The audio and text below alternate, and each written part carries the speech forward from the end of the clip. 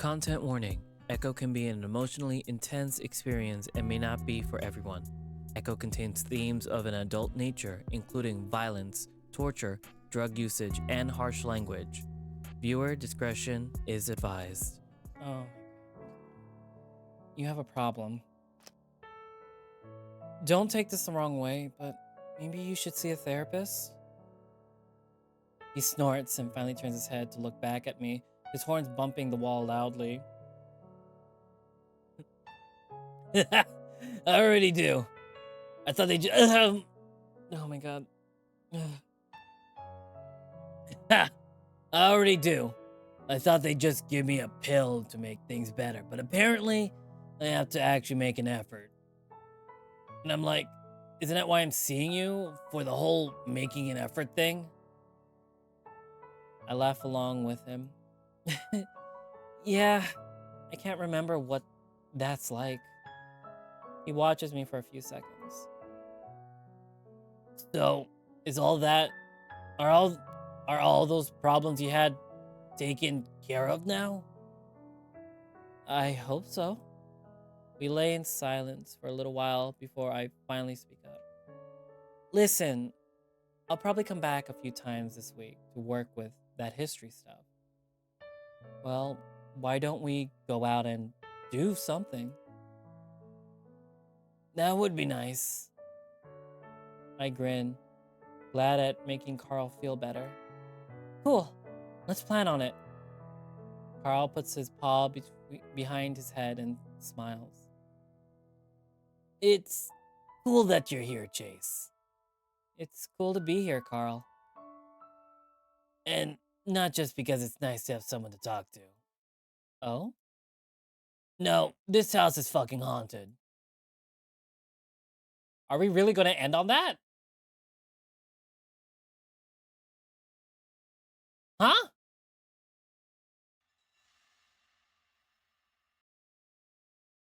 The fuck was that? I don't remember falling asleep, but it's at that moment that something wakes me up. I jolt, then lay there, trying to remember where I am. Carl's house. That's right. I stare at the ceiling, wondering what time it is. I don't bother to look at my phone, though, because I'm already starting to fall back asleep. A scraping noise from beneath me makes me jump, and I prop myself up on my elbows, listening. Looking over, I see Carl staring at the ceiling, eyes wide. Carl? I whisper it. I'm not sure why. He jumps and looks at me confused, like he'd just woken up. Huh? Are you okay? Yeah, what's wrong? I think I hear something. His floppy ears perk up. I don't. Then his eyes widen. Although I didn't hear anything right then, he definitely did. You hear it? Yeah, like a scraping noise. Like a scraping noise I told you about. Yeah. He looks happy. So I'm not fucking crazy. We both sit there and listen for a while, but it sounds like it stopped. Wanna go see what? Suddenly his eyes widen and his muzzle drop open in shock. I stare back. What? Did you fucking hear that? I listen, feeling my heartbeat pick up. Now that I know Carl looks fucking terrified, but I don't hear anything. What? A fucking voice. The fur raises up all over my body as I listen. But nothing. Carl definitely seems convinced though, so I listen harder. I just start to make out what might be a voice when Carl sits up next to me and gets out of bed. I feel myself start to panic. Did some crazy hobo break into the house? Carl gets off the couch. Come on. What? What the fuck are we gonna do? Let's call the cops. No. Let's make sure first. This has happened before. What? What do you mean? He puts a finger up to his lips. Grab something. What? I follow Carl out into the kitchen and he starts rummaging through the drawers. I follow him, hugging my shoulders, feeling a lot colder right now. Wait a minute. Didn't the wait, weren't we supposed to plan a birthday surprise for him? Ah, Jesus. I follow him, hugging my shoulders, feeling a lot colder right now. With the sound of metal sliding against metal, Carl pulls out a giant steak knife. What the fuck? Dude, I've been hearing this shit for the past month. I've been too scared to go down here, but now with you here. He flashes a smile. I'm gonna find out what the fuck this is. Here. He reaches into a spot between the fridge and the wall and pulls out a broom before sticking it out to me. I take it slowly. What the hell am I supposed to do with this? Hit him? Come on! Carl stares down the stairs and I follow behind, holding the broomstick in front of me like a sword. I never had to hit anyone with a stick before. I have no idea what I'm doing. Once we get to the small door leading down to the crawl space, pauses and we're both silent. It's silent for a while and then, oh my god. Shit! Carl looks at me like I'm crazy, not reacting to the noise at all. Shh! He leans down, a paw on the handle. Looking back at me, he signals me with his eyes to be ready. I grip onto the broom like a lifeline as I wait for him to swing the door open, and when he does, darkness. Shit! So whatever is down here is just slinking around in complete darkness. Hey! Carl says it unconvincingly, the fear clear in his voice. Then after looking back at me, fuck it. He jumps down into the crawl space, disappearing into the dark. Carl! I stumbled up to the edge of the steps, trying to squint into the black. I hear Carl to the right, rustling around and cursing. That's when the light floods the crawl space. I quickly wobble down the steps, knowing that if whatever's down there, down here, is going to try to escape, it would be running right into me. Finally, I have a moment to catch my breath, standing several feet behind Carl as I look around, broom at the ready. There's nothing here. What the fuck? Sure enough, the crawl space looks empty. There aren't many places to hide either. What the hell's going on, Carl? But he doesn't answer me. He's staring at the bins. Did you put the bins back? I look down and the bins are gone. I look back at where they were originally, and sure enough, they're neatly stacked right where we found them. I honestly don't remember. Did I move them back?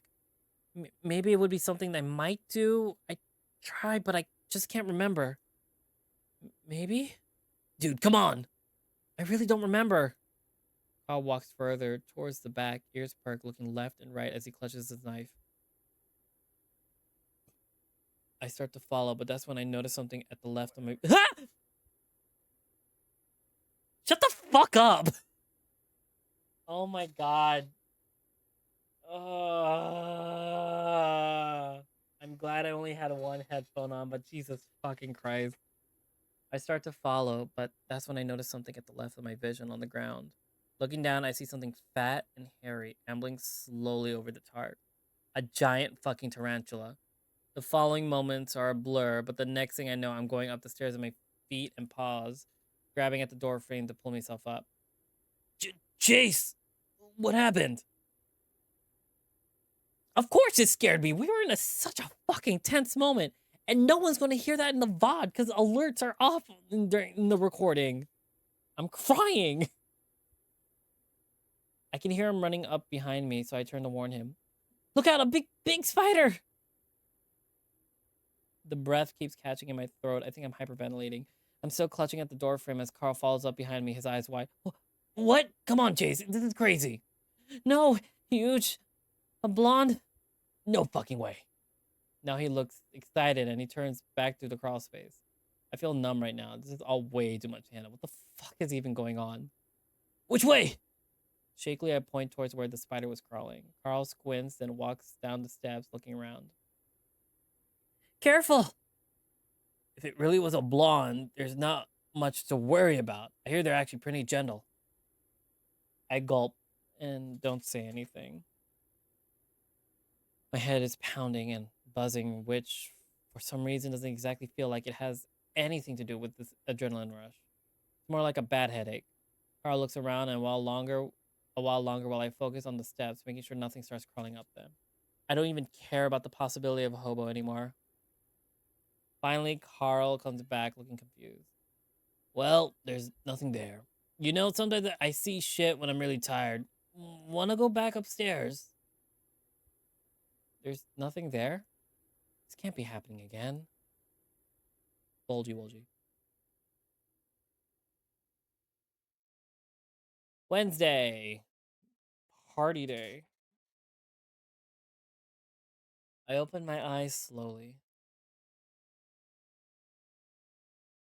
The pressure in my head tells me I didn't get nearly enough sleep. Not really a surprise considering we were both up until 3, and our own ghost adventure a few hours later didn't help things. I hear the doorbell and realize that that's what had woken me up. Groaning, I reach under my pillow and feel around a few seconds before I find my phone. The lump that is Carl under the blankets near my feet doesn't even budge. That was the cool thing about having Carl as a roommate. He slept like a fucking rock. I did pretty much anything I wanted to and didn't have to worry about him reporting me to the RA, even something like jerking off. That only happened a few times, though. The rabbit I'm rooming with now is a different story. Again, the doorbell. I glance at my phone, 10 a.m. I also notice I have 5 texts and 2 calls. Hey, hey, sorry, hey. On way to Carl's hoist for surprise Pritz. Make sure you're ready. Hello? That sounds like the reverse of a surprise party. I look down and nudge some part of Carl with my foot. Judging by the thickness and consistency, I'm pretty sure it was his ass. He grunts. Ugh, what? I think someone's at the door. He didn't say anything, and a few seconds later, his guttural snores start up again.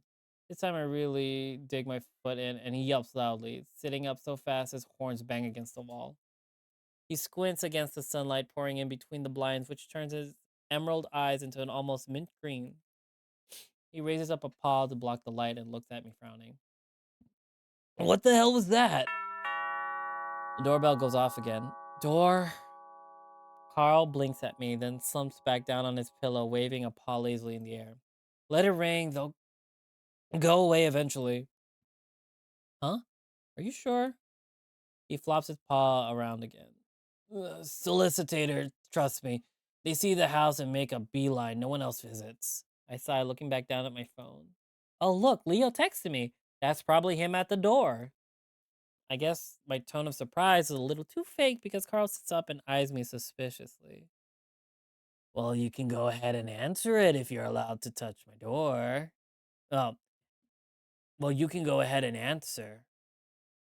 You're allowed to touch my door. I sigh a little harder this time. Ugh, damn it, Carl. Fine. They're planning a surprise birthday party for you. So go down there, answer the door, and act surprised. What? But Carl's not just confused. He looks genuinely upset. He leans into the corner and pulls up the blanket like he was preparing to ward off the boogeyman. My birthday isn't until next month. I paused, watching him. I know, but we didn't have much to do, so Leo thought. I slide off the bed and start pulling my jeans and shirt. Come on, I'll go down with you. Carl covers his face and rubs hard, the short fur on his muzzle bristling out in little spikes around his fingers. I just wanted to relax today, you know? Isn't that every day for you? I laugh to lighten the jab, but Carl just frowns. Well, not with you. I'm starting to wonder if all of this isolation has worsened Carl's issues, if he really has gotten the help he needs. That all of this hiding out was just blanketed the problem and let it fester underneath. We can relax. We're all friends here, Carl. Come on. I pick up his clothes left on the floor from yesterday and toss them at him. I'm at least relieved to see him putting them on, even if it's reluctance. My phone buzzes a few more times, but I ignore it and patiently wait for Carl to finish getting dressed. I think this will be a lot of fun. He doesn't say anything as he slowly rolls off the bed and pulls on his shorts. Surprise! Happy, not really your birthday, bitch.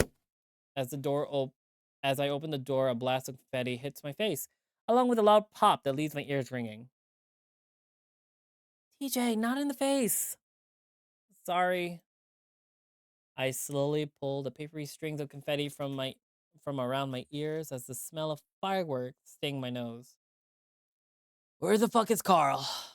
I look behind me and step over to the side a bit, revealing Carl, who's got his arms folded tightly and head dipped. Good thing I didn't answer the door, huh? Happy birthday! Theo bustles in, carrying 2 bags.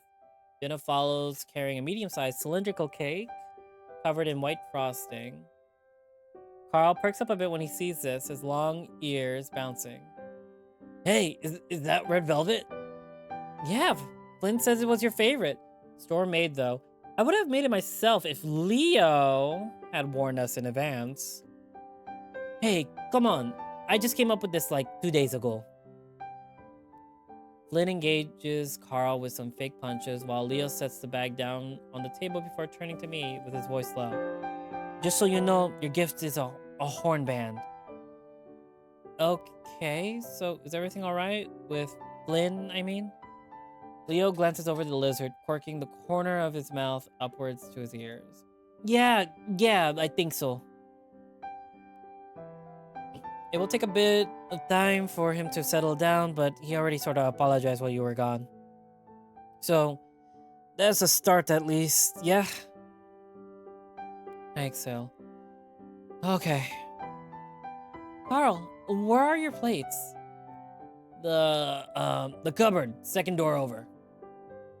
Now that Flynn's not shoving him around, Carl's standing awkwardly next to the table, paws fidgeting. So, why are we doing this? It's not until next month. Leo shrugs, frowning. Oh my god. Oh, god. Woo! Give me a second, guys. I just gotta stretch. My allergies are kicking back in for some odd reason. Leo shrugs, frowning. We just wanted to do something, really. I mean, there's not much to do, you know? You have candles anywhere, Carl? No, I don't think so. What's up, man? Haven't had your morning joint yet? Line up. Flynn snatches up one of Carl's horns and wobbles his head around. While it's something Flynn did to Carl a lot, the taboo act of grabbing someone's horns almost makes me gasp out loud. Stop! Carl shoves Flynn off and smooths his beanie. Well, I guess we'll have to skip the candles. I told you we should have bought some, Leo. Leo throws his arm out in a shrug. What? Sue me if I thought they had everything we need in this mansion. No kidding. You know how places you haven't been to since you were little look smaller when you visit as an adult? TJ's eyes scan the tall ceiling. This place still just looks giant. Sure, Tej. Carl huffs off a breath. Why didn't you guys tell me? I'm gonna burp. Oh my god, spicy. Why didn't you guys tell me? I still need to take a shower. Quit being a pussy. You always smell like skunk. Now, eat some cake. Flynn grabs up the knife while Jenna sets out the plates. The frosting is so thick it practically absorbs the knife. I haven't had cake for breakfast since like your last birthday, Carl. Carl doesn't say anything. Instead, sitting at the end of the table, paws in his pockets. You guys sure slept in. What were you doing all night? I wait to see if Carl's gonna say anything. When it's clear he doesn't chime in. Video games mostly, and a movie. Fun. It's something we could have done together though. Maybe for people who don't have a job to go to the next day? I don't think that was a personal dig at Carl, but I don't miss the downward flick of his ears. Flynn pops down a thick slice of cake onto Carl's plate, the inch-deep frosting making a splatting sound. Maybe we should just stick a doobie in there and light it, huh? Carl, who had perked up at the sight of the cake, shrinks back down with a frown. Just a small slice, please. Flynn eyes TJ, who's holding out his plate and positions the knife. Smaller, please? Oh my god, loosen up, you're on vacation! Flynn starts cutting the slice even bigger than Carl's was. Hey! Flynn? She says it quietly, but the chill in her voice is clear. And so is the fact that things aren't completely okay. Flynn grunts and cuts the cake again, this time with a slice that's just an inch wide. That good? Yeah, that's fine, thanks. TJ moves away to sit down, and the warm glow of our little get together chills, but Leo chips in with a laugh. Make sure Jace gets a real big chunk. He's getting way too skinny. I don't argue, and Flynn slaps down a large slice on my plate, a little notch in the center where he tried to cut TJ's. I sit in the vacant seat next to Carl, where he's resting a cheek on his paw, methodically shoveling the cake into his maw. Everything okay? Huh? Oh, yeah, everything's good. I'm about to ask more, but Flynn points across the table at us. Hey, Leo, want to tell them about what we saw on the way here? Oh, God, no.